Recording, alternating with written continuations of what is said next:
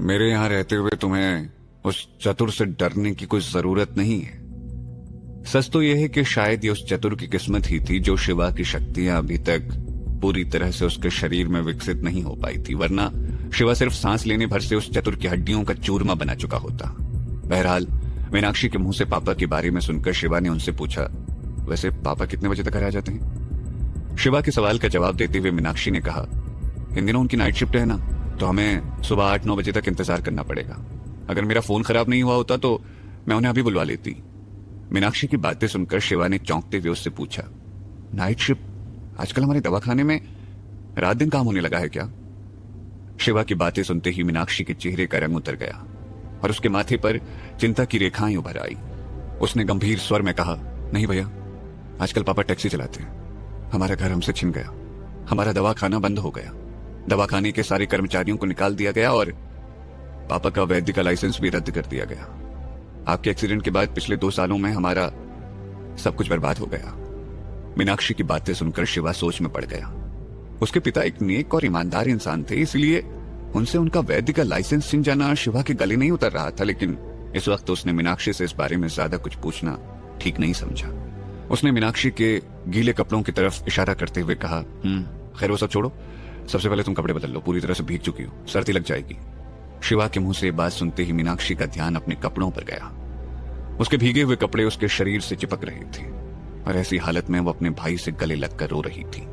यह ख्याल दिमाग में आते ही मीनाक्षी शर्म से पानी पानी हो गई। उसने जल्दी से अपना तौलिया उठाया और भागते हुए कमरे में चली गई।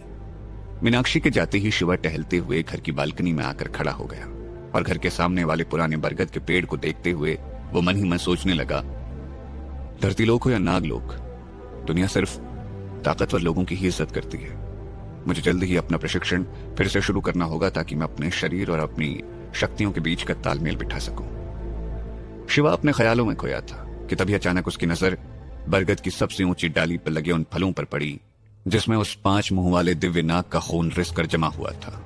उस दिव्य नाग के खून को सोख लेने की वजह से बरगद के उन फलों में भी उस नाग की दिव्य ऊर्जा समा गई थी और इसी वजह से वो फल एक खास आभा के साथ दूर से ही चमकते हुए दिखाई दे रहे थे।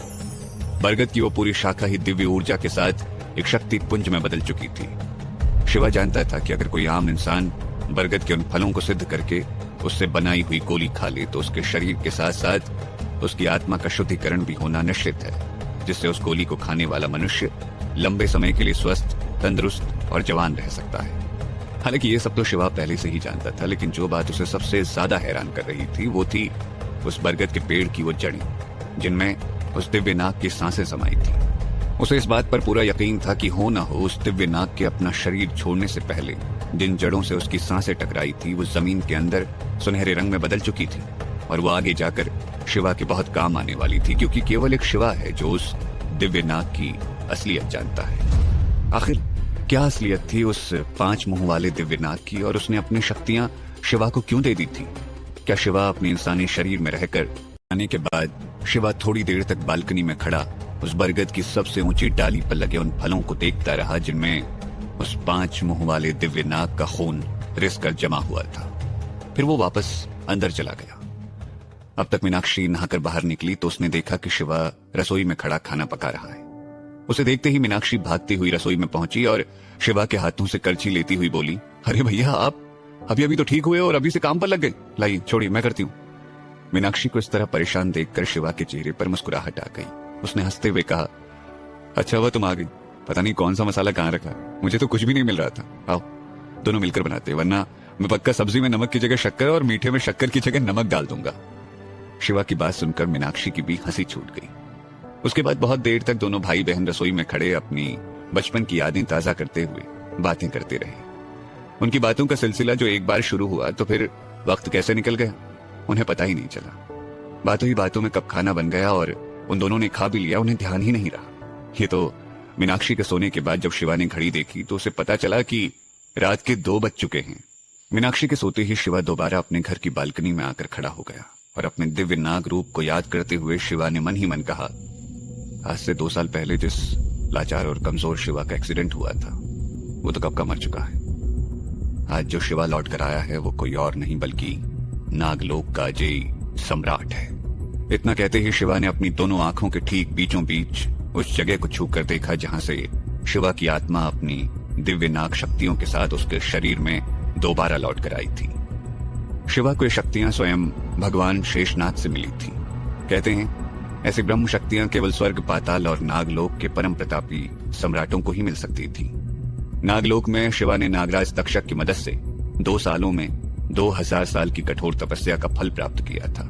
4 वेदों, 6 शास्त्रों और 18 पुराणों के ज्ञान के साथ साथ पंच तत्वों की ब्रह्म शक्तियां भी उसमें समाहित थी। उसे न भूमि निगल सकती थी, न अग्नि जला सकती थी, न पानी गला सकता था, न हवा उड़ा सकती थी और न ही आकाश उसका गबन कर सकता था।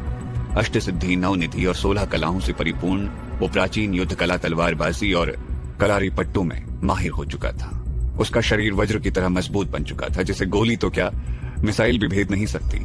भगवान शेषनाग ने उसे आशीर्वाद स्वरूप यंत्र, मंत्र और तंत्र का संपूर्ण ज्ञान दिया था, जिसकी वजह से इस पूरी धरती पर कोई भी उसका सामना नहीं कर सकता था। सीधे शब्दों में कहें तो उन ब्रह्म शक्तियों को पाकर शिवा धरती पर भगवान शेषनाग का अवतार बन चुका था। शिवा ने मन ही मन भगवान शेषनाग को धन्यवाद देते हुए कहा, भगवान, आपकी दी हुई इन शक्तियों की वजह से मैं अमर होकर धरती का सबसे शक्तिशाली मनुष्य बन चुका हूं।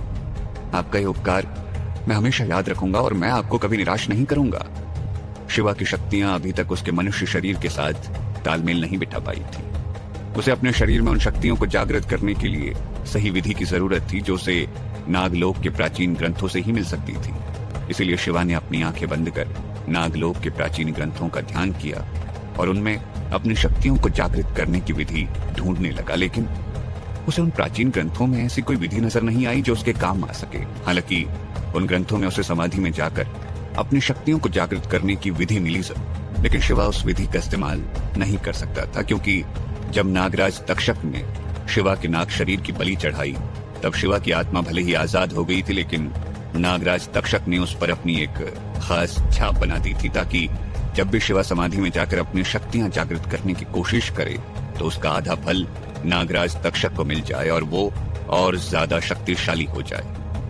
अपनी आत्मा पर बनी उस छाप को याद करते हुए शिवा ने मन ही मन कहा, स्वर्गलोक और पाताल लोक के सम्राटों ने भी यही गलती की थी। उनकी बलि देने के बाद तक्षक ने उनकी आत्मा पर भी ऐसी ही छाप बना दी थी। उन दोनों सम्राटों ने समाधि विधि से अपनी शक्तियां जागृत करने की कोशिश की, लेकिन उसका आधा फल तक्षक ले गया। मैं ऐसी गलती नहीं दोहरा सकता। नागराज तक्षक, मैं एक बार तुम्हारे धोखे का शिकार बन चुका हूं, मैं दोबारा ऐसी गलती नहीं दोहराऊंगा। इतना कहकर शिवा ने आसमान की तरफ देखा और भगवान शेषनाग का ध्यान करते हुए कहा, भगवान, अगर मैं इन शक्तियों का इस्तेमाल ही नहीं कर पाऊंगा तो आपकी दी हुई शक्तियां बेकार हो जाएंगी और आपके वरदान का कोई मोल नहीं रहेगा। कोई तो रास्ता होगा इन्हें जागृत करने का। मेरी मदद कीजिए भगवान, मेरी मदद कीजिए। तभी अचानक वहां तेज तूफानी आंधी चलने लगी और आसमान में दिल दहला देने वाली बिजलियां कड़कने लगी। ऐसा लगने लगा मानो आसमान का सीना चीरती ये बिजलियां पूरे शहर पर अपना कहर बरपा रही है। आम लोगों के लिए तो गड़गड़ाहट सिर्फ बिजलियों की गड़गड़ाहट थी, लेकिन शिवा को इन बिजलियों में एक धीमी सी आवाज सुनाई देने लगी और उसने चौंकते हुए कहा, कौन है जो मुझसे बात करने की कोशिश कर रहा है? तभी शिवा को अपनी आंखों के ठीक बीचों बीच अजीब सा दर्द और जलन महसूस होने लगी। एक पल के लिए उसे लगा मानो किसी ने उसकी दोनों आंखों के बीच में गर्म लोहे का सरिया चुभो दिया हो और शिवा उस दर्द को महसूस करते हुए कराहने लगा। तभी अचानक शिवा के कानों में एक जानी पहचानी सी आवाज सुनाई दी, घबराओ मत शिवा, तुम इस धरती पर मेरा अवतार हो, मैं तुम्हें कुछ नहीं होने दूंगा। दरअसल शिवा की पुकार सुनकर स्वयं भगवान शेषनाग इन बिजलियों की गड़गड़ाहट के माध्यम से शिवा से बातें कर रहे थे। भगवान शेषनाग की आवाज सुनते ही शिवा की आंखों में खुशी के आंसू आ गए और उसके चेहरे पर एक हल्की सी मुस्कुराहट तैर गई। उसने बाहें फैलाकर भगवान शेषनाग का धरती पर स्वागत किया और आसमान की तरफ देखते हुए मन ही मन कहा, मेरी सिर्फ एक पुकार पर आप स्वयं आ गए भगवान, मैं तो सच में धन्य हो गया।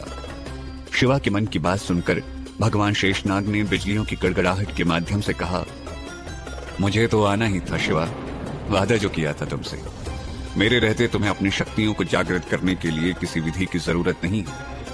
भगवान शेषनाग के इतना कहते ही आसमान में तेज धमाके के साथ एक विस्फोट हुआ, मानो हजारों तारे एक साथ आपस में जा टकराए हों और उनसे निकली ऊर्जा तेज बिजलियों की तलवार बनकर एक नाग की तरह शिवा के शरीर के चारों तरफ लिपट गई। बिजलियों से टकराते ही शिवा के शरीर में तेज कंपन हुआ और शिवा का रोम रोम सिहर उठा।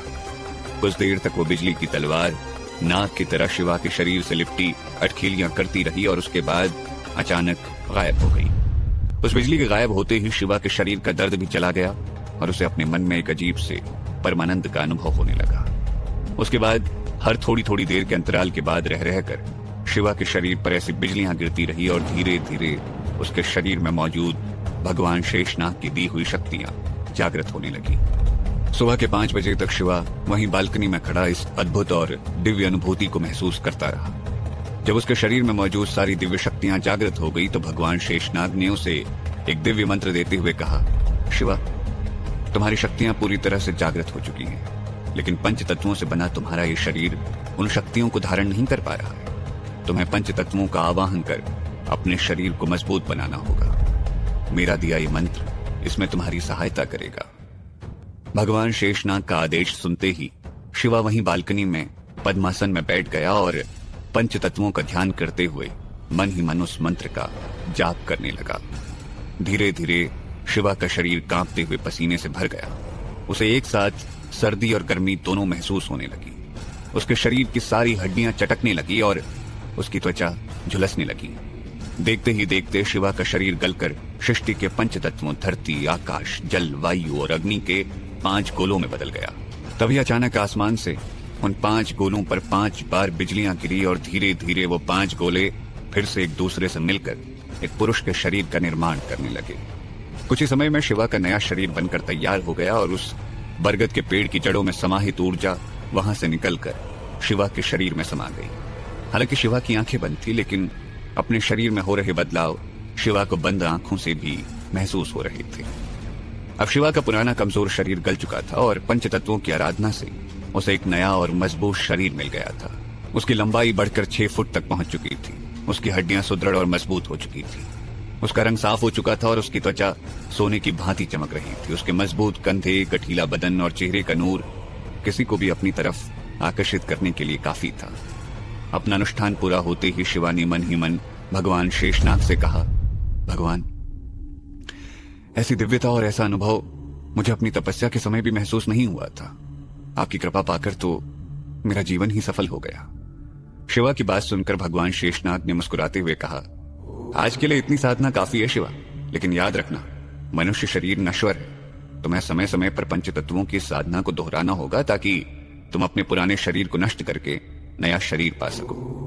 भगवान शेषनाग की बात सुनकर शिवा ने हामी भरते हुए अपना सर हिलाया और देखते ही देखते भगवान शेषनाग की आवाज बिजलियों की गड़गड़ाहट में खो गई। अपनी साधना का पहला चरण खत्म होते ही शिवा ने आंखें खोलकर अपने आसपास देखा। हालांकि अभी सुबह नहीं हुई थी, लेकिन फिर भी आसमान में सूरज की किरणों की लालिमा साफ साफ दिखाई देने लगी थी। शिवा अपनी साधना से बहुत थक चुका था और उसका शरीर पसीने से तरबतर हो चुका था। इसीलिए वो उठकर बाथरूम में नहाने चला गया। जब शिवा बाथरूम से नहाकर निकला तो उसे अपने घर के नीचे काफी सारे लोगों का शोर शराबा सुनाई देने लगा। वो शोर शराबा सुनकर शिवा ने दीवार पर टंगी घड़ी की तरफ देखा तो घड़ी में अभी सिर्फ सुबह के 6 बजे थे और उसके हिसाब से इस वक्त इतना शोर कुछ ज्यादा ही अजीब था। इसीलिए शिवा ने बालकनी से झांककर सड़क की तरफ देखा तो सामने का नजारा देखकर वो चौंक गया। तकरीबन 1 दर्जन लग्जरी गाड़ियां सामने वाले बरगद के पेड़ के पास आकर रुकी और बहुत से सूट बूट पहने हट्टे कट्टे बॉडीगार्ड जैसे दिखने वाले लोग उन गाड़ियों से निकलकर उस बरगद के पेड़ के इर्द गिर्द इकट्ठा होकर बरगद की डालियों को देखने लगे। उनमें से एक ने बरगद के पेड़ों पर लगे उन दिव्य फलों को देखकर चिल्लाते हुए कहा, अरे यहाँ तो सच में वो चमत्कारी फल लगे हैं, देखो वो वहां। उन लोगों को पेड़ की तरफ इशारा करते देख शिवा ने चौंकते हुए खुद से कहा, अजीब बात है, इसका मतलब इस पेड़ के दिव्य फलों के बारे में और भी कई लोगों को पता है, लेकिन शायद उन लोगों को यह नहीं पता कि अगर उन्हें मेरे खून से सने फल चाहिए तो पहले उन्हें मुझसे पूछना होगा। उस दिव्य नाग के खून से सने फलों का रहस्य तो केवल शिवा को पता था, तो फिर इन लोगों को इसके बारे में कैसे पता चला? आखिर क्यों पाना चाहते थे वो बॉडीगार्ड्स उन दिव्य फलों को?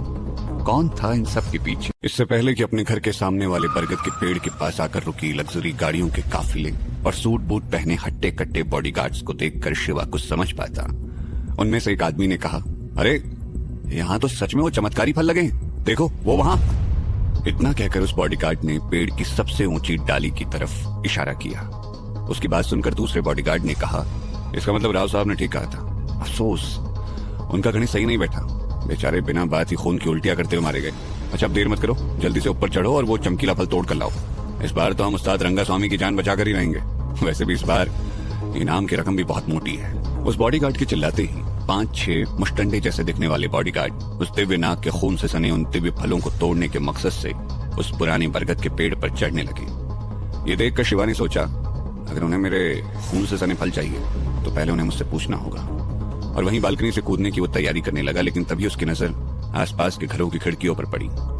कुछ घरों की लाइटें जल चुकी थी और लोग अपना सर बाहर निकालकर झांक रहे थे। इसीलिए शिवा ने सीढ़ियों के रास्ते नीचे जाना ही ठीक समझा। शिवा सीढ़ियों से होकर टहलता हुआ नीचे तक आ गया और उस पेड़ के पास पहुंचकर वहां का जायजा लेने लगा। उसने देखा कि वहां लगभग 30 के आसपास बॉडीगार्ड्स मौजूद हैं और सभी केरल के मशहूर मार्शल आर्ट फॉर्म कलरीपट्टू में भी माहिर लग रहे हैं। लग्जरी गाड़ियों का लंबा काफिला सूट बूट और कलरीपट्टू की महारत देखकर ही लग रहा था कि वो किसी बहुत ही खास और जाने माने खानदान से ताल्लुक रखते हैं। इन्हीं बॉडीगार्ड्स के बीच एक लाल रंग का चमड़े का कोट पहने लंबी और रौबीली औरत भी थी, जो इन सारे गार्ड्स को अपनी उंगलियों के इशारे पर नचा रही थी। उसे देखकर ही लग रहा था कि वो इन सब की लीडर है। उसी लड़की ने सबसे पहले शिवा को बरगद के पेड़ के नजदीक आते हुए देखा, लेकिन शिवा का यूं बेपरवाह होकर वहां टहलना शायद उसे रास नहीं आया और उसने लगभग डांटते हुए शिवा से कहा, ओ हीरो, यहाँ क्या कोई तमाशा चल रहा है या कोई मदारी का खेल हो रहा है जो तू यहाँ टहलता फिर रहा है? चल भाग यहाँ से। उस लड़की के इस तरह बदतमीजी से बात करते ही शिवा की तेरियां चढ़ गई। उसकी नसों में उबाल आने लगा और उसका पूरा शरीर गुस्से से जलने लगा। शिवा की आंखें गुस्से से लाल हो गई और वो उस लड़की को घूर कर देखने लगा। अगले ही पल शिवा ने खुद को संभाला और मुस्कुराते हुए उस लड़की से विनम्रता के साथ पूछा, ये पुराना बरगद का पेड़ एक सार्वजनिक संपत्ति यानी पब्लिक प्रॉपर्टी है, तो मैं भला यहाँ क्यों नहीं आ सकता? उस लड़की को शिवा से उल्टे जवाब की उम्मीद नहीं थी, इसलिए शिवा की बात सुनकर उस लड़की ने शिवा का मजाक उड़ाते हुए कहा, बहुत जबान चल रही है, लगता है शरीर के साथ साथ इसके दिमाग पर भी चर्बी चढ़ गई है। उस लड़की की बात सुनकर शिवा ने मुस्कुराते हुए उससे पूछा, क्यों, मैंने ऐसा क्या कह दिया? लेकिन इस बार शिवा की बात सुनकर वो लड़की गुस्से से भर गई। उसने चिल्लाते हुए कहा, आगे आप, फिर बताती हूँ क्या कहा। लड़की की बात सुनकर शिवा ने बेपरवाह आगे बढ़ते हुए कहा, अच्छा तुम बुला रही हो तो ये लो, मैं आ गया। इतना कहकर शिवा उस लड़की की तरफ बढ़ने लगा। शिवा का बेबाक और रौबीला अंदाज देखकर वो लड़की बुरी तरह से चिढ़ गई। उसने चिल्लाते हुए अपने गुंडों से कहा, ए देखो जरा इस लड़के को। उस लड़की की आवाज सुनते ही पास खड़े 2 गार्ड्स शिवा को उठाकर फेंकने के लिए आगे बढ़ने वाले थे, लेकिन तभी भीड़ में से किसी ने उन्हें रोकते हुए कहा, रुको, 1 मिनट रुको। शिवा ने पलटकर उस आवाज की दिशा में देखा तो भीड़ में से निकलकर एक बुजुर्ग उसके सामने आकर खड़े हो गए। झुर्रियों से भरे उस बुजुर्ग के चेहरे पर सौम्यता और शालीनता के भाव थे, लेकिन उसकी ठोड़ी पर बना पुराना गहरे घाव का निशान उनके अतीत की कहानी कह रहा था। जैसे ही उस बुजुर्ग ने शिवा को देखा तो उसे अपनी आंखों पर यकीन नहीं हुआ। उसने शिवा के पास आकर उसके चेहरे को गौर से देखा और खुशी से चहकते हुए कहा, छोटे मालिक शिवा, ये आप ही हो ना? आप ठीक हो गए? शिवा को उस बुजुर्ग की आवाज जानी पहचानी सी लगी, लेकिन वो उसे पहचान नहीं पा रहा था। पहचानता भी कैसे? धरती लोक से गए भले ही उसे 2 साल हुए थे, लेकिन नागलोक में तो उसके लिए 2 साल 2000 साल की तरह बीते थे। तो शिवा ने चौंकते हुए कहा, माफ कीजिएगा लेकिन मैंने आपको पहचाना नहीं। शिवा की बात सुनकर उस बुजुर्ग ने मुस्कुराते हुए कहा, अरे आपने मुझे नहीं पहचाना? मैं आपका मुरली काका, मुरली नाथन, याद है? आपके पिताजी के दवाखाने में काम करता था। उन्होंने तो बताया नहीं कि आप ठीक हो गए। शिवा को अपने सामने तंदुरुस्त देखकर मुरली काका के चेहरे पर खुशी की झलक साफ साफ दिखाई दे रही थी। ये सोचकर शायद शिवा मुरली काका का जानकार है, शिवा की तरफ बढ़ते गार्ड्स वहीं रुक गए। मुरली काका का नाम सुनते ही शिवा उन्हें पहचान गया और उसने मुस्कुराते हुए कहा, अरे मुरली काका, आप कैसे हैं? आप तो जैसे गायब ही हो गए थे। जब शिवा के दादाजी ने शिवा के पिता को अपने घर से निकाल दिया था तो उन्होंने अपना एक छोटा सा दवाखाना खोल दिया था। मुरली काका उनके उसी दवाखाने में काम करते थे। बहुत साल पहले एक बार जब कुछ गुंडों ने उनके दवाखाने पर हमला किया था तो मुरली काका ने अपनी जान पर खेलकर शिवा के पिता की जान बचाई थी। उनकी ठोड़ी पर वो पुराने घाव का निशान उन्हें शिवा के पिता की जान बचाते वक्त ही मिला था।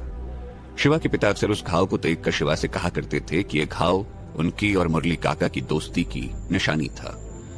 शिवा और मुरली काका आपस में बातें ही कर रहे थे कि इतने में वो लाल चमड़े का कोट पहनी लड़की उनके पास आकर खड़ी हो गई। उसे देखते ही मुरली काका ने झुककर उसे सलाम करते हुए कहा, छोटे मालिक, ये सभी स्वामी खानदान के लोग हैं। मैं यहाँ इन्हें इस पेड़ के फल तोड़ने के लिए लेकर आया हूँ। इतना कहकर मुरली काका ने धीमे स्वर में शिवा के कान के पास आकर कहा, ये नंदिनी मेम साहब है, उस्ताद रंगा स्वामी की पोती। समझने की कोशिश कीजिए छोटे मालिक, ये बड़े लोग हैं, हमें इन्हें नाराज नहीं करना चाहिए। स्वामी खानदान पूरे कोयम्बटूर में सबसे प्रतिष्ठित परिवारों में से एक था। उनके पास नाम, पैसा और ताकत तीनों की कोई कमी नहीं थी और फिलहाल नंदिनी उस खानदान का प्रतिनिधित्व कर रही थी। शिवा के मन में मुरली काका के लिए बहुत इज्जत थी, इसलिए उनकी बात सुनकर शिवा ने मुस्कुराते हुए कहा, मुरली काका, आपको फलों की डाली ही चाहिए ना, तो इसके लिए आप में से किसी को भी उस पेड़ पर चढ़ने की जरूरत नहीं है। लेकिन इससे पहले कि शिवा अपनी बात पूरी कर पाता, नंदिनी ने उसे बीच में ही टोकते हुए कहा, तुम अपने काम से काम रखो, समझे? इतना कहकर नंदिनी ने मुरली काका की तरफ देखते हुए कहा, मुरली, मैंने तुम्हें यहाँ उस दवाई की पहचान करने के लिए बुलाया था, तुम्हारी बकवास सुनने के लिए नहीं। उसके बाद नंदिनी ने अपने गार्ड्स पर चिल्लाते हुए कहा, तुम लोग खड़े खड़े मेरा मुंह क्या देख रहे हो? जल्दी से पेड़ पर चढ़ो और वो फलों की डाली तोड़ कर लाओ।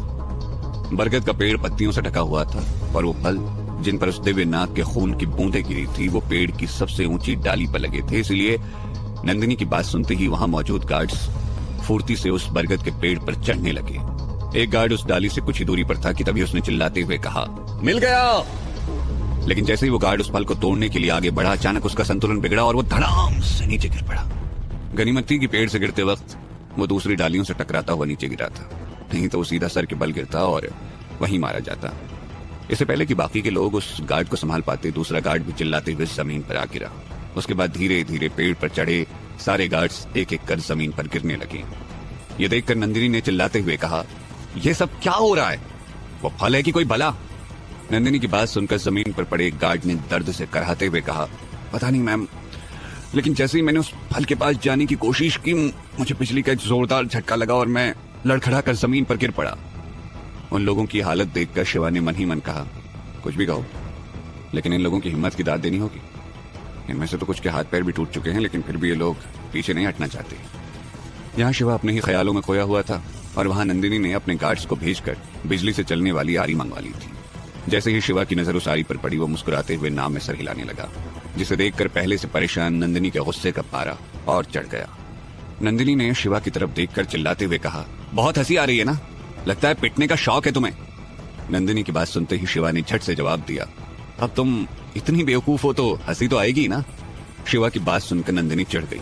उसने गुस्से में झल्लाते हुए कहा, बच्चू, लगता है तुम्हें अपनी जान प्यारी नहीं है। अगर इतनी अकड़ है तो आओ, तुम तोड़ के दिखाओ ये फल। नंदिनी की बात सुनकर शिवा प्यार से मुस्कुराया और उसने आगे बढ़ते हुए कहा, ठीक है, अगर तुम यही चाहती हो तो यही सही। शिवा की बात सुनकर नंदिनी चौंक गई। अब तक उसे इतना तो समझ आ गया था कि बरगद के पेड़ पर लगे वो फल कोई आम फल नहीं है, लेकिन शिवा को फल तोड़ने के लिए उकसाकर मौत के मुंह में धकेल देने का ख्याल उसे परेशान करने लगा था। हालांकि शिवा के आत्मविश्वास को देखकर एक पल के लिए तो उसे लगा कि शायद शिवा वो फल तोड़ लाएगा, लेकिन अगले ही पल उसने इस ख्याल को खारिज कर दिया और मुरली काका की तरफ देखते हुए कहा, ठीक है मुरली, अब तुम भी इसे रोकने की कोशिश मत करना, बहुत अकड़ है ना इसमें। अभी पेड़ से गिर के अपनी हड्डियां तोड़वाएगा तो सारी अकड़ ठिकाने आ जाएगी। लेकिन तब तक शिवा बरगद के पेड़ के नीचे पहुंच चुका था। उसने नंदिनी की बात सुनकर मुस्कुराते हुए कहा, लेकिन मोहतरमा, मैं गिरूंगा तो तब ना जब मैं इस पेड़ पर चढ़ूंगा। शिवा की बात सुनकर नंदिनी ने उसका मजाक उड़ाते हुए कहा, अगर तुम इस पेड़ पर नहीं चढ़ोगे तो क्या इसके फल अपने आप चल के तुम्हारे पास आएंगे? नंदिनी का कटाक्ष सुनकर शिवा ने मुस्कुराते हुए कहा, सही कहा, ये फल खुद मेरे पास आएंगे। इतना कहकर शिवा ने अपने दाहिने हाथ की मुट्ठी बनाकर उसमें फूंक मारी और हल्के हाथ से पेड़ के तने पर घूंसा जड़ दिया। उसके हल्के हाथ का घूंसा भी उस सैकड़ों साल पुराने पेड़ के लिए किसी भूकंप से कम नहीं था। घूंसा पड़ते ही पूरा पेड़ जड़ समेत हिल गया। तो क्या शिवा अपनी शक्ति का इस्तेमाल करके नंदिनी को गलत साबित कर देगा? कौन है स्वामी खानदान के बड़े उस्ताद और ऐसी कौन सी बीमारी थी उनको जिसका इलाज सिर्फ उन दिव्य फलों से ही किया जा सकता था? स्वामी खानदान के वैद्य को उन दिव्य फलों के बारे में सब कुछ पता था, तो क्या वो शिवा के बारे में भी सब कुछ जानता था?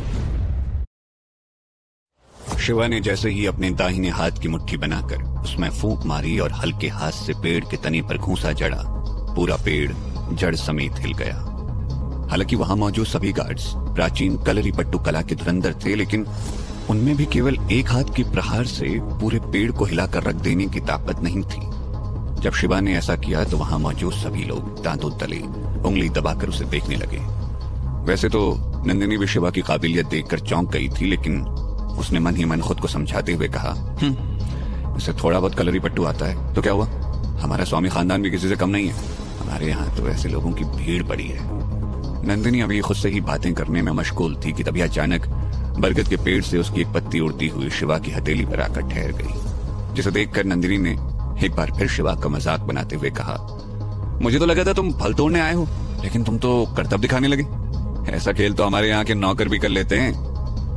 नंदिनी का इस तरह शिवा का मजाक बनाना मुरली काका को अच्छा नहीं लगा, लेकिन फिर भी शिवा को असफल होता देखकर उन्होंने राहत की सांस ली, क्योंकि वो नहीं चाहते थे कि शिवा उस पेड़ के फल तोड़ने की कोशिश में खुद को किसी भी तरह का नुकसान पहुंचाए। लेकिन शिवा ने अब तक कोशिश भी तो नहीं की थी, तो असफलता कैसी? इसीलिए नंदिनी को हंसता देखकर उसने कहा, अच्छा ऐसी बात है तो ये लो। इतना कहकर शिवा ने अपनी हथेली पर गिरी पत्ती को अपनी पहली 2 उंगलियों के बीच फंसाया और मन ही मन खुद पर हंसते हुए कहा, वाह क्या बात है शिवा बाबू, नागलोक में इस तकनीक का इस्तेमाल करके मैं खुद से हजारों मील दूर खड़े दुश्मन के भी टुकड़े कर दिया करता था, और आज इस तकनीक से पेड़ के फल तोड़ रहा हूं। यही सब सोचते हुए शिवा ने एक खास तकनीक से अपनी पहली 2 उंगलियों में फंसी उस पत्ती को बरगद के पेड़ पर फेंक दिया, और हवा से भी तेज गति से उड़ती हुई वो पत्ती सीधा जाकर पेड़ की उस शाख पर लगी जहां वो दिव्य फल लगे थे। जैसे ही वो पत्ती पेड़ की उस शाख से टकराई, पेड़ की वो शाख फलों के गुच्छों के साथ कटकर सीधा शिवा के हाथ में आ गिरी। ये सब कुछ बिजली की गति से इतना जल्दी हुआ कि किसी को कुछ भी समझने का मौका नहीं मिला। लोगों को लगा कि पता नहीं कैसे, लेकिन पलक झपकते ही बरगद के फल खुद ब खुद शिवा के हाथों में आ गिरे। इसलिए शिवा के हाथ में बरगद के फल देखकर सभी की आंखें फटी की फटी रह गई। शिवा की चमत्कारी तकनीक और कलरी पट्टू का ऐसा बेहतरीन प्रदर्शन देखकर नंदिनी की हालत खराब हो चुकी थी। जिसे वो आम और साधारण सा लड़का समझ रही थी, वो तो उस्तादों का उस्ताद निकला। इस वक्त नंदिनी शिवा को देखकर घबराई हुई भी थी और हैरान भी। उसने मन ही मन सोचते हुए कहा, शिवा ने इतनी अच्छी कलरी पट्टू कहां से सीखी? मैंने तो आज तक ऐसी तकनीक के बारे में सिर्फ किस्सों और कहानियों में ही सुना था। मुझे तो पता ही नहीं था कि सच में ऐसी कोई तकनीक होती भी है। अपने ही ख्यालों में खोई नंदिनी शिवा से बात करने के लिए अपने शब्दकोश में शब्द ढूंढ रही थी, लेकिन उससे कुछ भी कहते नहीं बन रहा था। तभी अचानक मुरली काका ने आगे बढ़कर शिवा से कहा, छोटे मालिक क्या हम 2 मिनट बात कर सकते हैं?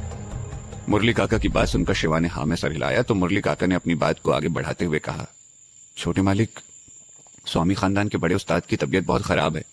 एक पुराने वैद्य ने उन्हें इस दिव्य फल के बारे में बताया था। इसे खाकर उनकी तबीयत ठीक हो जाएगी। मैं स्वामी खानदान की तरफ से यहाँ इसी फल की तलाश में आया था। अगर आप ये फल मुझे दे देंगे तो बदले में मैं आपको स्वामी खानदान से इनाम के 1 करोड़ रुपए दिलवा दूंगा। मुरली काका की बात सुनकर शिवा सोच में पड़ गया। उसके सामने अजीब दो राह था। एक तरफ 1 करोड़ रुपए का इनाम था जिससे वो अपने परिवार की जिंदगी हमेशा हमेशा के लिए बदल सकता था, तो दूसरी तरफ दिव्यनाथ के खून से सने हुए शक्तिशाली फल थे जिन्हें वो यूं ही किसी के भी हाथ में नहीं सौंप सकता था। जब शिवा अपनी चमत्कारी तकनीक और बेहतरीन कलरी पट्टू कला का प्रदर्शन करते हुए केवल एक पत्ती से बरगद के पेड़ की सबसे ऊंची डाल पर लगे फल को तोड़ लेता है, तो मुरली काका आगे बढ़कर शिवा को उस फल के बदले स्वामी खानदान से इनाम के रूप में 1 करोड़ रुपए दिलवाने की बात कहते हैं। तो मुरली काका की बात सुनकर शिवा सोच में पड़ जाता है।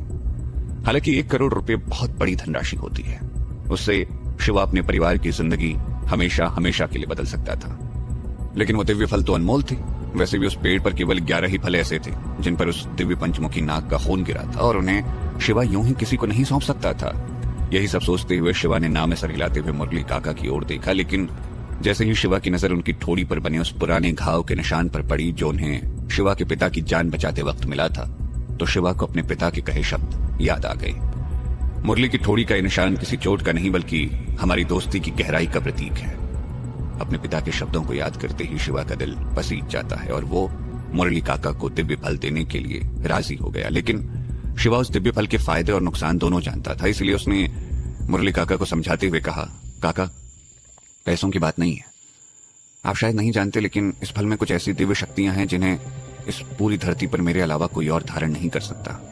आपने तो देखा था ना कैसे इस फल के पास जाते ही स्वामी खानदान के गार्ड्स को बिजली का झटका लगने लगा था।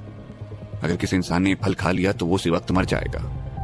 शिवा की बात सुनकर मुरली काका की माथे पर चिंता की रेखाएं उभर आई और कुछ सोचते हुए वो शिवा से कहते हैं, छोटे मालिक, ये तो मैं नहीं जानता कि इन फलों में ऐसा क्या खास है, लेकिन मैं इतना जरूर जानता हूं कि उस्ताद रंगा स्वामी इस वक्त बहुत बीमार है और उन्हें इन फलों की बहुत जरूरत है। हम एक काम करते हैं, आप मेरे साथ चलिए और खुद अपनी आंखों से देख लीजिए। इतना कहकर मुरली काका चुप हो जाते हैं, लेकिन उनके चेहरे के भाव देखकर शिवा समझ जाता है कि अगर स्वामी खानदान को फल नहीं मिले तो मुरली काका के साथ क्या करेंगे। मुरली काका की मजबूरी को समझते हुए शिवा ने कहा, ठीक है काका, अगर आप कह रहे हैं तो मैं आपके साथ चलता हूं, मुझे बस 5 मिनट दीजिए, मैं अभी कपड़े बदल कर आता हूं। शिवा की बात सुनकर मुरली काका राहत की सांस लेते हैं और मुस्कुराते हुए हामी में सर हिलाते हैं। उनका इशारा मिलते ही शिवा जल्दी से ऊपर जाता है और कपड़े बदलकर सीधा मीनाक्षी के कमरे में पहुंच जाता है। मीनाक्षी अभी तक सो रही थी, इसलिए शिवा ने उसे जगाना ठीक नहीं समझा। उसने मेज पर पड़ा एक कागज उठाया और उस पर मीनाक्षी के लिए एक संदेश लिखकर वापस नीचे आ गया। शिवा के आते ही वो लोग 3 अलग अलग गाड़ियों में सवार होकर वहां से निकल जाते हैं। तकरीबन आधे घंटे बाद शिवा की गाड़ी एक साधारण से घर के दरवाजे के बाहर आकर रुकती है। उस घर की हालत देखकर एक पल के लिए तो शिवा भी चौंक सा जाता है। स्वामी खानदान पूरे कोयम्बटूर का जाना माना प्रतिष्ठित खानदान था, लेकिन उस घर की हालत देखकर तो ऐसा बिल्कुल नहीं लग रहा था। वहां ना तो आसपास कोई बस्ती थी और ना ही घर की सुरक्षा के लिए कोई गार्ड था। हाँ, अलबत्ता पास में एक मुर्गियों का फार्म जरूर था। देखने में निहायती जर्जर और पुराना सा वो घर कहीं से भी किसी बड़े और रईस खानदान का घर नहीं लग रहा था। शिवा को इस तरह चौंकते हुए देखकर मुरली काका ने उसे धीरे से समझाते हुए कहा, छोटे मालिक, कुछ दिन पहले स्वामी खानदान के दुश्मनों ने इस खानदान के उस्ताद के सर पर बहुत बड़ा इनाम रख दिया था। तब से उन पर कई बार हमले हो चुके हैं, इसलिए अपनी पहचान छिपाने के लिए वो यहां रह रहे हैं।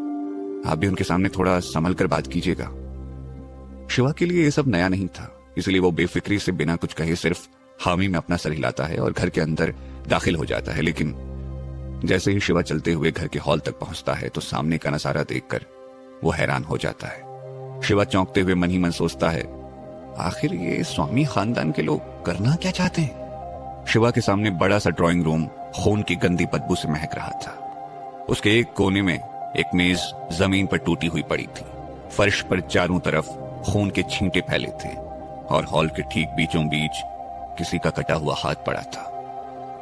शिवा ने तिरछी नजरों से उस हाथ की तरफ देखा और उसे देखते ही वो समझ गया कि वो एक वैद्य का हाथ है। नागलोक में भगवान शेषनाग के आशीर्वाद से शिवा ने 16 कलाओं में महारत हासिल की थी और आयुर्वेद एवं चिकित्सा उनमें से एक थी। इसीलिए उस कटे हुए हाथ को देखते ही शिवा समझ गया कि वो हाथ किसी पुराने और कुशल वैद्य का हाथ था, जिसे अभी कुछ ही समय पहले काटा गया था। इस हाथ को देखते ही शिवा ने मन ही मन कहा, वैद्य तो लोगों का जीवन बचाता है। अगर ये लोग एक वैद्य का हाथ काट सकते हैं तो ये कुछ भी कर सकते हैं। कुछ तो अजीब हो रहा है यहाँ पर। शिवा के चेहरे के भावों को पढ़ते हुए नंदिनी ने बड़ी सहजता से कहा, क्या हुआ, तुम्हें डर तो नहीं लग रहा? वो साहिल और गवार वैद्य हमारे सामने शेखी बगा रहा था। देखा जाए तो उसका सिर्फ एक हाथ काटकर स्वामी खानदान ने उस पर एहसान किया है।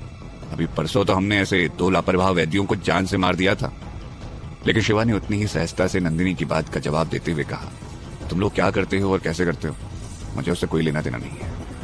शिवा की बात सुनकर नंदिनी ने कुटिल मुस्कान के साथ कहा, यह तो अच्छी बात है। इतना कहकर नंदिनी ने वहीं पास खड़े एक नौकर की तरफ देखते हुए कहा, तुम वहां खड़े खड़े क्या देख रहे हो? हमारे यहाँ मेहमान आए हैं, उनके लिए चाय नाश्ते का बंदोबस्त करो। इतना कहकर नंदिनी अंदर के कमरे की तरफ चली जाती है। इससे पहले कि वहां खड़ा नौकर शिवा को चाय और नाश्ता परोसता, नंदिनी फिर से लौट कर आती है और अपनी हथेली आगे बढ़ाकर शिवा से कहती है, वो बरगद का फल कहाँ है? मेरे दादाजी को अभी उस फल की जरूरत है। घर लौटने के बाद से ही नंदिनी के तेवर थोड़ा बदले बदले से नजर आ रहे थे। अब वो अपने घर में अपने लोगों के बीच थी, इसलिए उसका आत्मविश्वास कुछ ज्यादा ही बढ़ गया था। नंदिनी ने अपनी बात को दोहराते हुए कड़क आवाज में फिर से कहा, वो बरगद का फल चुपचाप मेरे हवाले कर दो।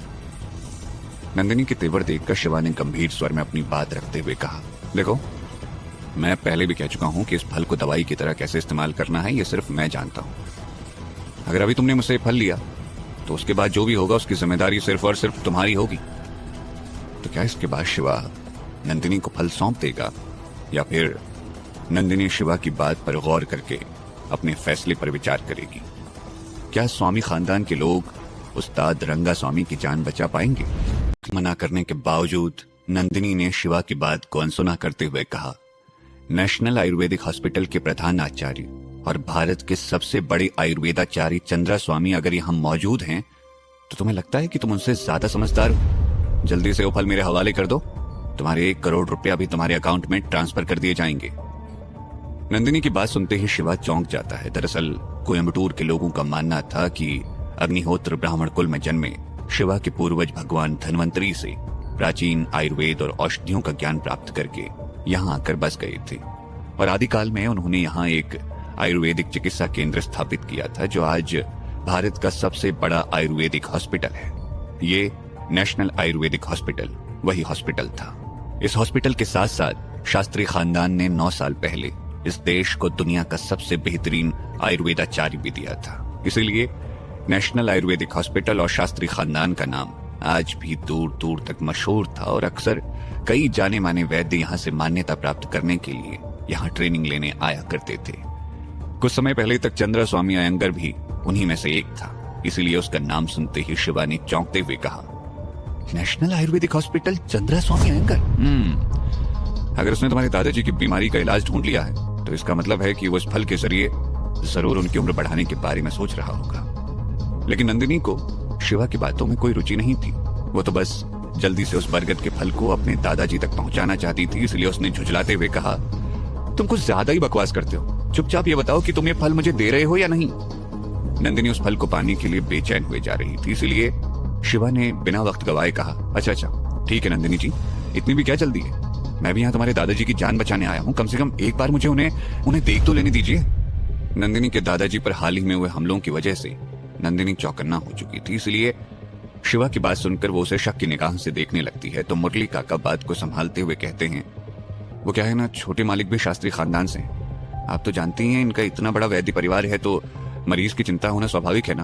एक बार देख लेने दीजिए, आइए सब साथ में ही चलते हैं। हालांकि नंदिनी को अभी भी शिवा पर शक था, लेकिन मुरली काका के कहने पर वो मान गई और वो तीनों हॉल से निकलकर एक साथ अंदर के कमरे में दाखिल हो गए। अंदर के कमरे में दाखिल होते ही शिवा ने सरसरी निगाह से पूरे कमरे का जायजा लिया। उस कमरे में गार्ड्स के अलावा कुल 3 लोग मौजूद थे। सामने पलंग पर तकरीबन 70 साल के एक बुजुर्ग लेटे हुए थे। उनकी आंखें अंदर धंस चुकी थी, सांसें टूट रही थी और उनके चेहरे का रंग पीला पड़ चुका था। उन्हें देखते ही शिवा समझ गया कि वो नंदिनी के दादाजी और स्वामी खानदान के कर्ता धर्ता उस्ताद रंगा स्वामी है। किसे पता था कि अपने जमाने के मशहूर योद्धा और उस इलाके के दादा उस्ताद रंगा स्वामी आज इस हालत में होंगे। हालांकि वैद्य ने अभी भी एक्यूपंक्चर विधि का इस्तेमाल करके उन्हें जिंदा रखने के लिए उनके सर पर ढेर सारी चांदी की सुइयां चुभो कर रखी थी, लेकिन फिर भी उनकी उखड़ती हुई सांसें साफ साफ बयां कर रही थी कि वो कभी भी इस दुनिया को अलविदा कह सकते हैं। उनके बगल में सिल्वर रंग का कोट पहने एक नौजवान चश्मा पहने खड़ा था। उसका रंग बिल्कुल फीका पड़ चुका था और उसका चेहरा पूरी तरह से भावना शून्य हो चुका था। जैसे ही शिवा ने कमरे में कदम रखा तो वो नौजवान घूरते हुए शिवा को ऊपर से नीचे की तरफ देखने लगा। उसकी नजर और चेहरे के भाव देखकर ही शिवा समझ गया कि वो नौजवान स्वभाव से निर्दयी और क्रूर है। तभी उस नौजवान के बगल में खड़े गार्ड ने उसके कान में कुछ कहा, जिसे सुनते ही उस नौजवान ने शिवा को घूरना बंद कर उसे आश्चर्य से देखना शुरू कर दिया। उसी नौजवान के बगल में मलमल का कुर्ता पहने एक अधेड़ उम्र का वैद्य खड़ा था। उसने बिना शिवा की तरफ देखे अपना हाथ आगे बढ़ाकर कहा, आ जाओ, तुम ही हो ना जिसने उन दिव्य फलों को तोड़ा था, लाओ इधर दो। उस वैद्य के सामने ढेर सारी चांदी की सुइयां एक ट्रे में पड़ी चमक रही थी और वो वैद्य उन सुइयों की मदद से एक्यूपंक्चर क्रिया के द्वारा पूरी लगन से अपने मरीज की जान बचाने में लगा था। उस वैद्य की लगन देखकर शिवा ने पूरी संजीदगी से कहा, अगर आप इस दिव्य फल के बारे में जानते हैं तो फिर आपको यह भी पता होगा कि जैसे ही ये फल मरीज के शरीर में जाएगा मरीज की जान चली जाएगी। हालांकि अब तक उस वैद्य ने शिवा की तरफ एक बार भी नहीं देखा था, लेकिन शिवा की बात सुनते ही उसने चौंकते हुए शिवा की तरफ देखा और गुस्से में चिल्लाते हुए कहा, हैं? तुम्हारी हिम्मत कैसे हुई ऐसी बकवास करने की? उस वैद्य की बात सुनते ही कमरे में मौजूद सभी लोग चौंक जाते हैं, खासकर वहां खड़े दोनों गार्ड्स। वो दोनों गुस्से में शिवा को इस तरह घूरने लगते हैं मानो अपने मालिक का आदेश मिलते ही वो शिवा को मौत के घाट उतार देंगे। लेकिन तभी मुरली काका ने बीच बचाव करते हुए कहा, छोटे मालिक ये कैसी बातें कर रहे हैं आप? जल्दी से फल वैद्यराज के हाथ में दीजिए और उन्हें उस्ताद जी की जान बचाने दीजिए। मुरली काका की बात सुनकर शिवा ने विनम्रता से कहा, काका मैं यहाँ सिर्फ आपके कहने पर आया हूँ, लेकिन अगर आपको मेरी बात नहीं सुननी तो ना सही। आपको ये फल चाहिए था ना, तो ये लीजिए। इतना कहकर शिवा बिना वक्त गवाए अपनी जेब से दिव्य फलों का गुच्छा निकालता है और उनमें से सबसे छोटा फल तोड़कर पास की टेबल पर रख देता है। जब तक वो फल शिवा के हाथ में था तब तक उस फल में से कुछ दिव्य ज्योति किरणें निकल रही थी, लेकिन जैसे ही शिवा उसे टेबल पर रखता है तो तकरीबन 10 सेकंड्स के अंदर उस फल से निकलती दिव्य ज्योति किरणें अचानक अपने आप बुझ जाती हैं। मुरली काका के कहने पर शिवा वो दिव्य फल लेकर अपनी आखिरी सांसें गिनते उस्ताद रंगास्वामी से मिलता है और स्वामी परिवार को बताता है कि अगर उस्ताद रंगास्वामी को वो दिव्य फल खिलाया गया तो उनकी मौत हो जाएगी। लेकिन जब शिवा की बात सुनकर वैद्य चंद्रा स्वामी उस पर गुस्सा हो जाता है तो शिवा उन्हें वो दिव्य फल देकर वहां से निकल जाता है। शिवा को इस तरह अकड़ दिखाकर जाते देख वैद्य चंद्रा स्वामी ने उसे ऊपर से नीचे तक घूरते हुए देखा और वो सोच में पड़ गया, क्योंकि उसे शिवा का चेहरा कुछ जाना पहचाना सा लग रहा था। दरअसल नेशनल आयुर्वेदिक हॉस्पिटल में अपने कार्यकाल के दौरान चंद्रा स्वामी ने शिवा और उसके परिवार के बारे में काफी कुछ सुना था। शास्त्री खानदान एक जाना माना प्रतिष्ठित परिवार था, इसलिए अक्सर लोग वहां शास्त्री खानदान की कहानियां चटखारे लेकर सुनाया करते थे। उन्हीं कहानियों में से एक शिवा और उसके पिता की कहानी भी थी। पूरी दुनिया को पता था कि बहुत साल पहले शास्त्री खानदान के मुखिया और शिवा के दादाजी ने अपने एक बेटे को उसके बीवी बच्चों समेत अपने घर, जायदाद और नाम से बेदखल कर दिया था। नेशनल आयुर्वेदिक हॉस्पिटल की दीवार पर लगी तस्वीरों में से एक तस्वीर शिवा के परिवार की भी थी, इसलिए शिवा को गौर से देखते ही चंद्रा स्वामी उसे पहचान गया। उसने शिवा को पीछे से ताना मारते हुए कहा, तुम शास्त्री जी के पोते शिवा शास्त्री हो ना? तुम्हें तो खुद तुम्हारे दादाजी ने अपने नाम से तक बेदखल कर दिया था और तुम मुझ पर सवाल उठा रहे हो? बरखुरदार, जब तुम पैदा भी नहीं हुए थे ना, मैं तब से लोगों का इलाज कर रहा हूं, अब तुम मुझे सिखाओगे? हालांकि चंद्रा स्वामी का ताना सुनकर शिवा का खून खौल उठा और उसने बाहर की तरफ बढ़ते हुए कदम एक पल के लिए थाम लिए, लेकिन अगले ही पल शिवा ने खुद को संभाला और बिना मुड़े उस कमरे से बाहर चला गया। शिवा के इस तरह वहां से बाहर चले जाने से सिवाय मुरली काका के किसी को कोई फर्क नहीं पड़ा, इसलिए मुरली काका भी शिवा के पीछे पीछे उस कमरे से बाहर निकल गए। शिवा के जाते ही नंदिनी ने उस फल को उठाकर वैद्य चंद्रा स्वामी के हाथ में थमाते हुए कहा, वैद्यराज, आप उसे छोड़िए और पहले मेरे दादाजी को बचाइए।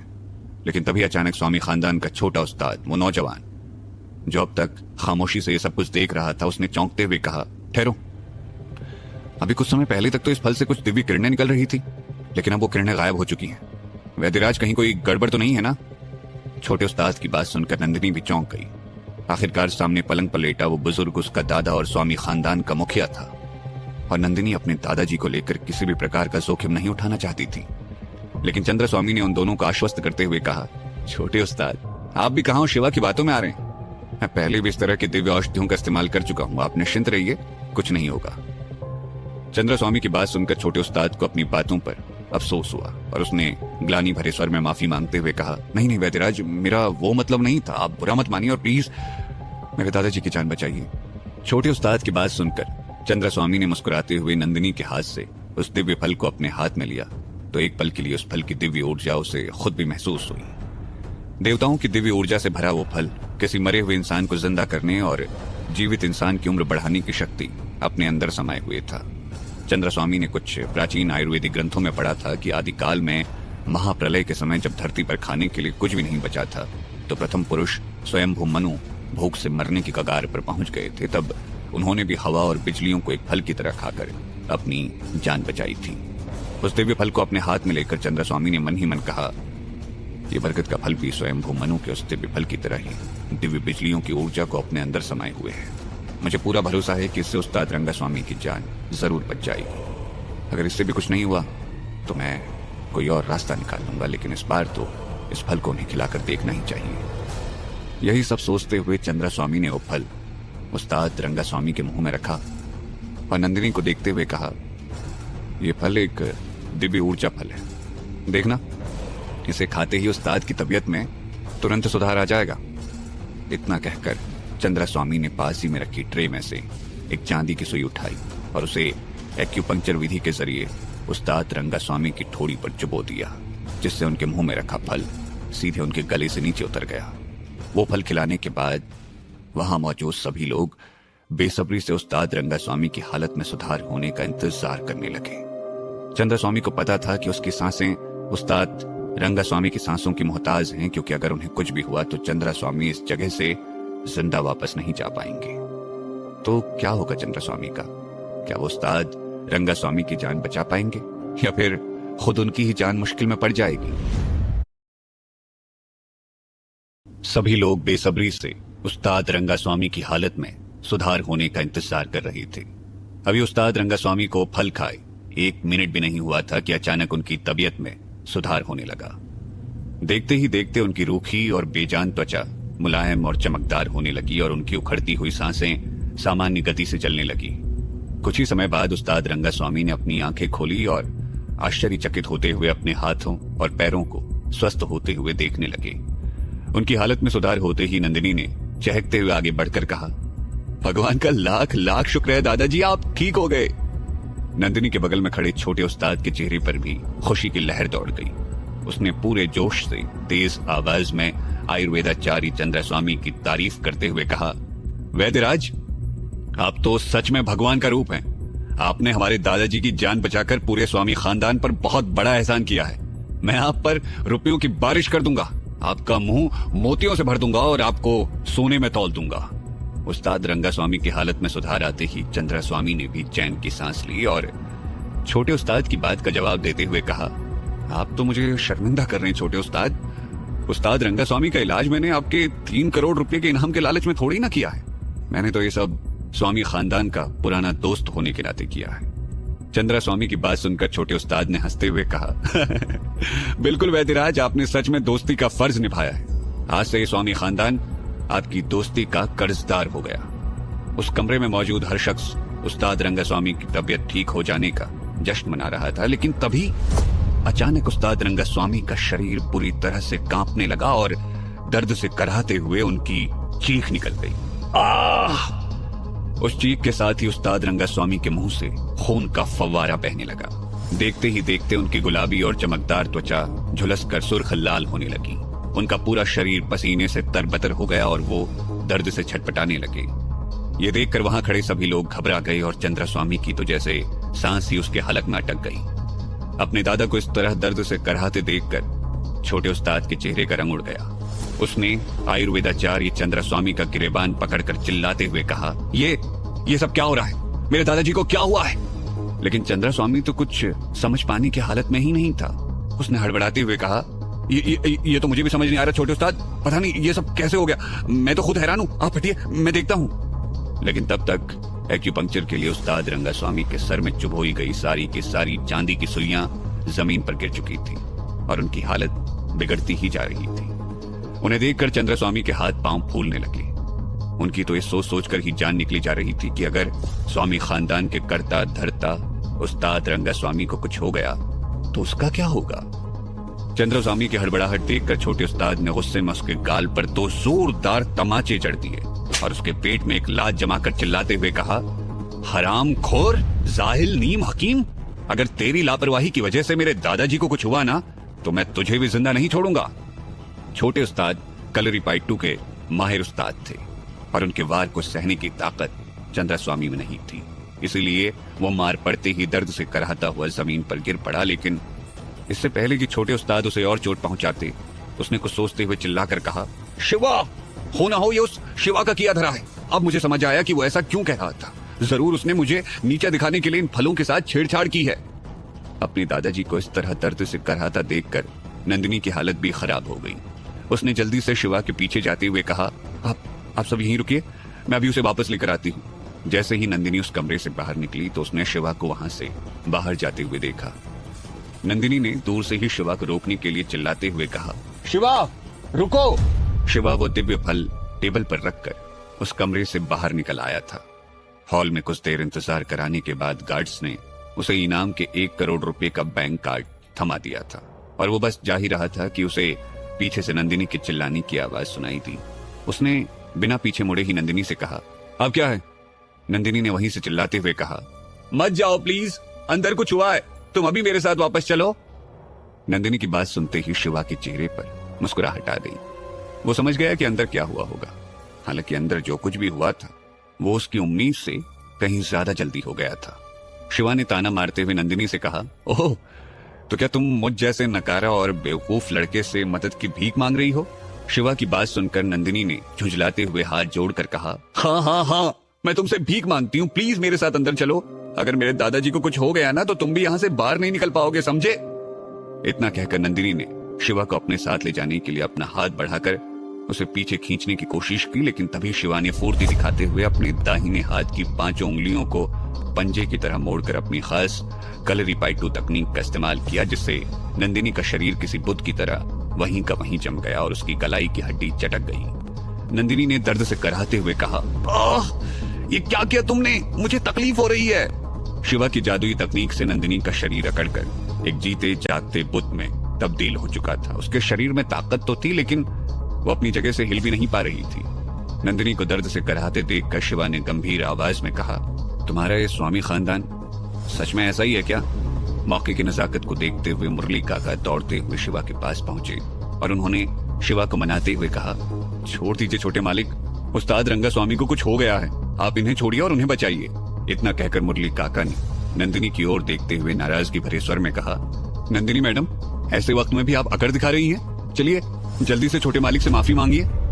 मुरली काका की बात सुनकर नंदिनी का मुंह गुस्से से लाल हो गया, लेकिन उसके पास और कोई दूसरा रास्ता भी नहीं था। इसलिए उसने मुंह बनाते हुए शिवा से कहा, मेरी ही गलती है, मुझे तुम्हारे साथ जबरदस्ती नहीं करनी चाहिए थी। मैं तुम्हारे आगे हाथ जोड़ती हूँ, मुझे माफ कर दो, प्लीज अंदर चलो। मेरे दादाजी की तबीयत अचानक से बहुत ज्यादा खराब हो गई है। हालांकि नंदिनी के चेहरे के भाव उसके शब्दों से मेल नहीं खा रहे थे, लेकिन फिर भी शिवा ने मुरली काका की खातिर उसे माफ करते हुए कहा, मुरली काका की वजह से सिर्फ इस बार तुम्हें जाने दे रहा हूं। इतना कहकर शिवा ने अपनी जादुई तकनीक का इस्तेमाल करते हुए अपने दाहिने हाथ के पंजे से नंदिनी को धक्का दिया, जिससे नंदिनी का बुत की तरह जमा हुआ शरीर ढीला पड़ गया और वो 15-20 फुट पीछे जाकर जमीन पर गिर पड़ी। नंदिनी के गिरते ही शिवा ने बिना उसकी तरफ देखे कहा, अगली बार ऐसी जरूरत की तो अंजाम बहुत बुरा होगा, अब चलो। नंदिनी लड़खड़ाती हुई अपनी जगह पर खड़ी हुई और शिवा को लेकर अंदर के कमरे में दाखिल हो गई। शिवा ने देखा कि इस बार उस कमरे का माहौल पहले से ज्यादा तनाव भरा हो चुका है। पलंग पर लेटे उस्ताद रंगास्वामी की हालत पहले से बदतर हो चुकी थी। उनकी धसी हुई खुली आंखों में खून उतर आया था। उनकी त्वचा झुलसकर सुर्ख लाल हो चुकी थी। उनके हाथों और गले की नसें उभरकर बाहर की तरफ निकल आई थी। उनका शरीर बुरी तरह से कांप रहा था और वो असहनीय दर्द से कराह रहे थे। शिवा को कमरे में देखते ही आयुर्वेदाचार्य चंद्रा स्वामी ने अपना सारा दोष शिवा के सर पर मरते हुए कहा, शिवा, तुम्हें क्या लगा तुम ये सब करके यहां से भाग जाओगे? ये सब तुम्हारा ही किया धरा है। उस्ताद रंगास्वामी की इस हालत के लिए तुम और सिर्फ तुम ही जिम्मेदार हो। स्वामी खानदान के मुखिया उस्ताद रंगास्वामी की जान बचाने के लिए शिवा बरगद का दिव्य फल लेकर उनके घर पहुंचता है, लेकिन वहां पहुंचकर शिवा उन्हें बताता है कि उस दिव्य फल को खाने से उस्ताद रंगास्वामी की मौत हो जाएगी, लेकिन कोई भी उसकी बात नहीं सुनता और आयुर्वेदाचार्य चंद्रा स्वामी अयंगर वो दिव्य फल उस्ताद रंगास्वामी को खिला देता है, जिससे उस्ताद रंगास्वामी की तबीयत ठीक होने की बजाय और ज्यादा बिगड़ जाती है। तो उनकी पोती नंदिनी दौड़कर शिवा को फिर से वापस बुलाकर लाती है। शिवा के आते ही आयुर्वेदाचार्य चंद्रा स्वामी ने अपनी गलती का सारा दोष शिवा के सर मरते हुए कहा, कमीने, मैंने तुझसे उस बरगद के पेड़ का दिव्य फल मांगा था, ये तूने मुझे कौन सा जहरीला फल दे दिया? मुझे तो लगता है कि तू जरूर भार्गवन खानदान के कहने पर यहाँ उस्ताद रंगास्वामी को मारने आया है। चंद्र स्वामी की बात सुनकर शिवा ने गंभीर स्वर में कहा, निगम्मे तो तुम पहले से थे आयुर्वेदाचार्य चंद्र स्वामी अयंगर, लेकिन अब तो तुम अपनी गलतियों की जिम्मेदारी लेने से भी भाग रहे हो। नेशनल आयुर्वेदिक हॉस्पिटल से मान्यता प्राप्त वैद्य को ये सब शोभा नहीं देता। शिवा की बातें सुनकर चंद्र स्वामी गुस्से में आग बबूला हो गया। उसने चिल्लाते हुए कहा, बकवास है ये सब, हरामखोर, मैं अच्छी तरह से जानता हूँ कि तेरा दिया वो फल जहरीला था। सिर्फ शास्त्रीय खानदान का नाम जुड़ जाने से कोई वैद्य नहीं बन जाता। तेरे तो क्या, तेरे बाप तक के पास भी वैद्य का लाइसेंस नहीं है और तू मेरी विद्या को चुनौती दे रहा है। लेकिन इससे पहले कि चंद्रा स्वामी आगे कुछ भी कहता, छोटे उस्ताद ने अपनी कमर में दबी चांदी की पिस्तौल निकाली और उसे चंद्रा स्वामी पर तान कर गुस्से से चिल्लाते हुए कहा, खूसट बुड्ढे, चुपचाप अपनी बकवास बंद कर, वरना अभी अपनी जान से हाथ धो बैठेगा। इतना कहकर छोटे उस्ताद ने शिवा की ओर देखा और बड़ी ही विनम्रता से कहा, शिवा, देखो ना मेरे दादाजी को क्या हुआ है, क्या तुम इनकी जान बचा सकते हो? छोटे उस्ताद की बात सुनकर शिवा ने शांत स्वर में कहा, देखिए, मैंने पहले भी कहा था ये कोई आम फल नहीं है। इंसानी शरीर में इस फल को बचाने की ताकत ही नहीं होती। अगर कोई भी इस फल को खाएगा तो तुरंत मर जाएगा। शिवा की बात सुनकर छोटे उस्ताद का चेहरा उतर गया। उनके चेहरे पर शिवा की बात ना मानने का पछतावा साफ साफ दिखाई देने लगा। उसने बिनती भरे स्वर में कहा, आपकी बात ना मानकर मैंने बहुत बड़ी गलती की है, मुझे माफ कर दीजिए। लेकिन अब जो होना था वो तो हो चुका। क्या अब आप कुछ भी करके मेरे दादाजी की जान बचा सकते हैं?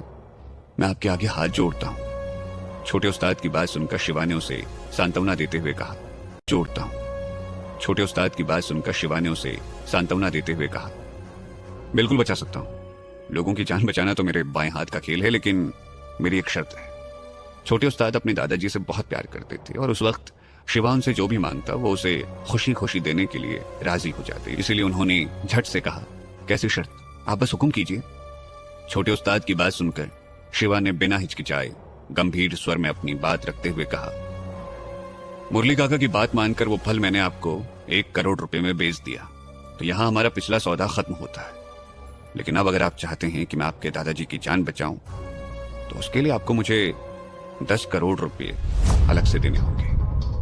तो क्या छोटे उस्ताद अपने दादाजी की जान बचाने के लिए शिवा की शर्त मान लेंगे? छोटे उस्ताद शिवा की शर्त सुनते ही छोटे उस्ताद ने झट से हामी में अपना सर हिलाते हुए कहा, मुझे मंजूर है। मैं आपको वचन देता हूं कि जैसे ही आप मेरे दादाजी की जान बचाएंगे वैसे ही 10 करोड़ रुपया आपके अकाउंट में पहुंचा दिए जाएंगे। इस मौके का फायदा उठाते हुए जमीन पर पड़े चंद्रा स्वामी ने बिलबिलाते हुए कहा, छोटे उस्ताद मैं पहले ही कह रहा हूं, अगर इस शिवा की वजह से उस्ताद रंगा स्वामी को कुछ भी हुआ तो उसकी जिम्मेदारी मेरी नहीं होगी।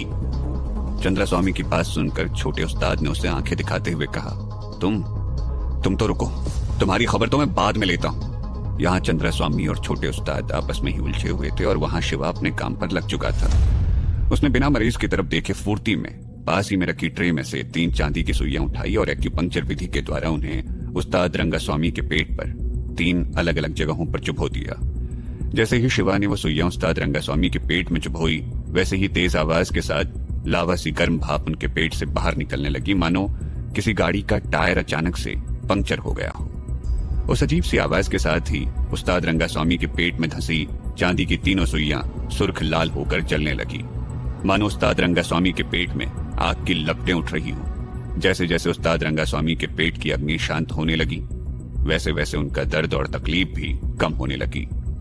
शिवा ने उस्ताद रंगा स्वामी का इलाज करना शुरू कर दिया और देखते ही देखते उस्ताद रंगा स्वामी की झुलसती हुई सुर्ख लाल त्वचा फिर से अपने पुराने स्वरूप में लौट आई और 1 मिनट से भी कम समय में उन्होंने धीरे से अपनी आंखें खोलते हुए टूटे फूटे शब्दों में कहा, मैं ठीक हूं।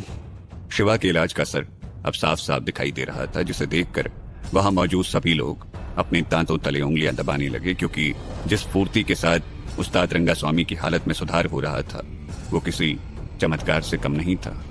अब जब उस्ताद रंगा स्वामी को होश आ चुका था तो वो पलंग से उठने की कोशिश करने लगे, जिसे देखकर वहां मौजूद सभी लोग शिवा को पीछे छोड़कर पलंग के चारों ओर इकट्ठा हो गए। नंदिनी ने दौड़कर उन्हें संभालते हुए कहा, अरे दादाजी संभाल कर। इतना कहते हुए नंदिनी आगे बढ़कर उन्हें उठाने में मदद करने लगी तो छोटे उस्ताद ने उनके सिरहाने का तकिया पीठ के पीछे लगाकर उन्हें पलंग पर बिठाते हुए कहा, दादाजी अब आप कैसा महसूस कर रहे हैं? आप ठीक तो है ना?